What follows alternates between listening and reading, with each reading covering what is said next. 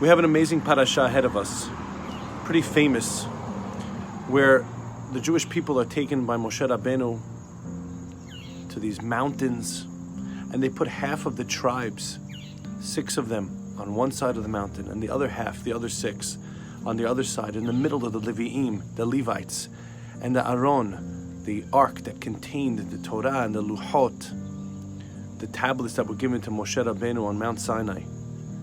And there's a massive, dramatic set of announcements of what happens when a person doesn't keep the Torah, and the fact that they'll be cursed lo alenu, and also what happens when a person keeps the Torah, all the blessings that come. It's just important to point out that the curses are not brought upon. It just happen automatically when a person doesn't live that life, because that's what life is like when you're totally not connected to God. And then the parasha goes on to actually describe these curses. It's terrifying.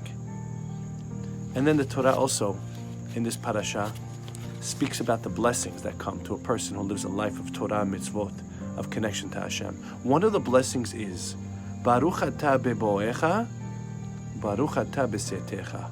Blessed are you when you come in, and blessed are you when you go out. The great Rashi explains this pasuk.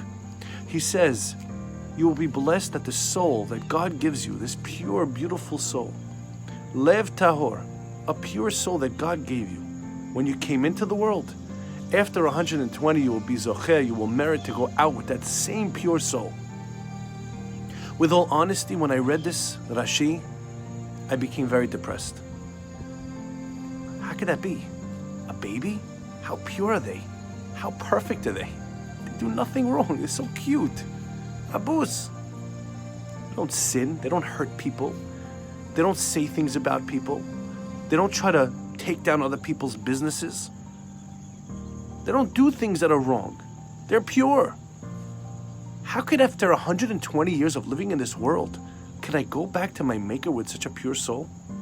In fact, the Gemara in Masechet Shabbat, in the end, towards the end of the tractate, talks about the same idea, how there's a king who gives clothing to his subjects, and some of them dirty the clothing and some of them keep them clean.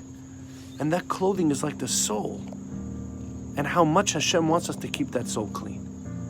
I became depressed. How could we do that? It's not possible. And then I thought about the great gift that we've been discussing for the last 30 days. Teshuva. Returning to God. The ability that God gives us, this great gift, that when we truly feel bad about what we've done wrong and we make a decision not to do it again, it is cleaned off our record. Our rabbis tell us that you should make teshuvah every day as if it is your last day, because it cleanses you. Yom Kippur cleanses you. Imagine we didn't have this gift. We should be jumping for joy, so happy. We have teshuvah. We have the ability to cleanse ourselves, so that after 120, we go back clean and pure. Shabbat Shalom.